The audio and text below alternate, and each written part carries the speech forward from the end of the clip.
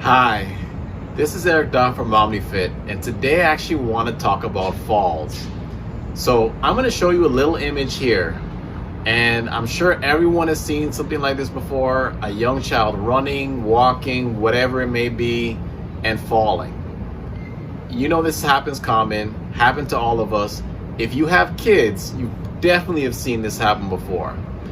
But when it comes to falls, do we fall more often as we get older than kids like this? Or is there something that makes a difference between falling as an adult as opposed to falling as a child? Well, one thing we know for sure is that when you fall as an adult, particularly the older you get, the more likely you're going to injure, hurt, or in worst case scenarios, it could actually lead to death.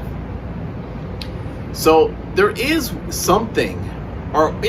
one major thing that is a difference between older people falling and younger people falling.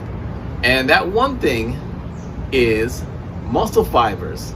So I know you didn't expect me to say muscle fibers. You probably expected me to say something crazy or something else, but it's muscle fibers. And when it comes to muscle fibers, we have two main muscle fibers. One is type 1 muscle fibers, and the other one is type 2 muscle fibers. I know, it sounds pretty simple, right?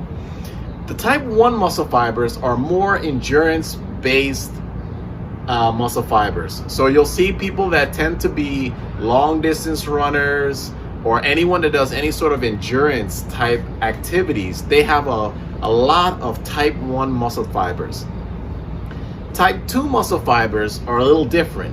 These are the ones that are more responsible for people that do fast, explosive activities. You can think of sprinting or a sprinter like, say, Usain Bolt, or you can think of even explosive activities like someone who goes up to dunk a basketball. That's a really explosive, fast activity.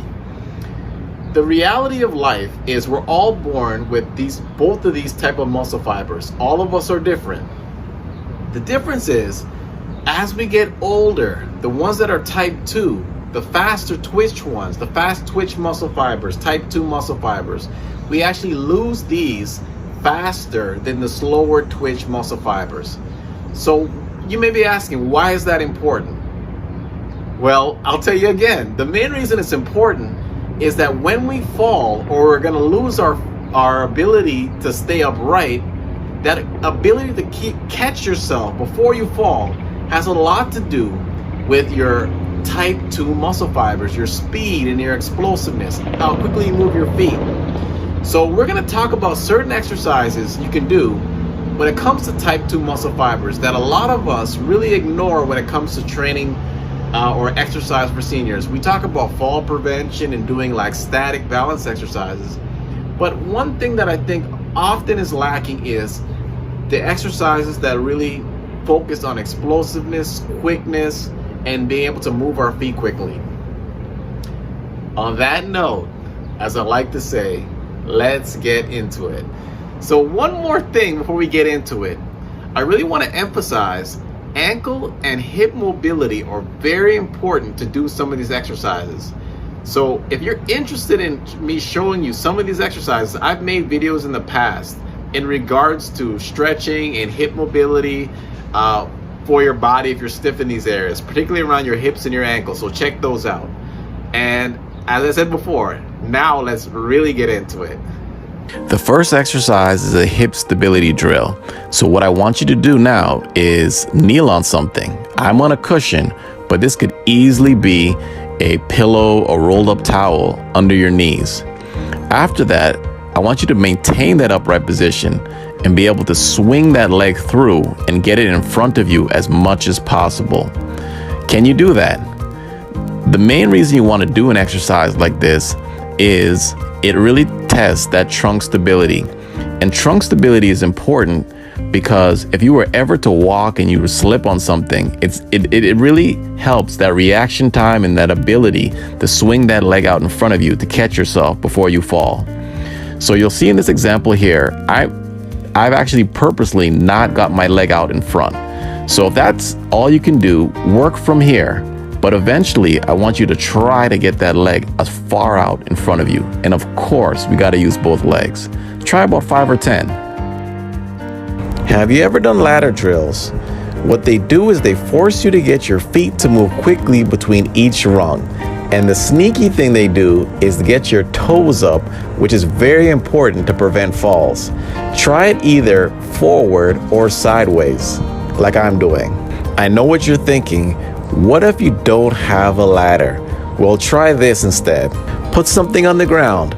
Move your feet 2 steps over, 2 steps back for as fast as you can for 30 seconds and count how many you can do.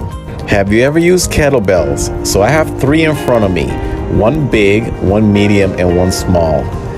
The key about kettlebells is they really force you, when you're doing a kettlebell swing like I'm doing in this example, to produce speed and force from your hips. And that's an exercise that is really important for us because, as we know, and we talked about falling, a lot of us, we lose that speed and force through our hips, which helps us recover if we ever fall. So what else do you notice? A hip hinge. And you know how important I think a hip hinge is from my previous videos.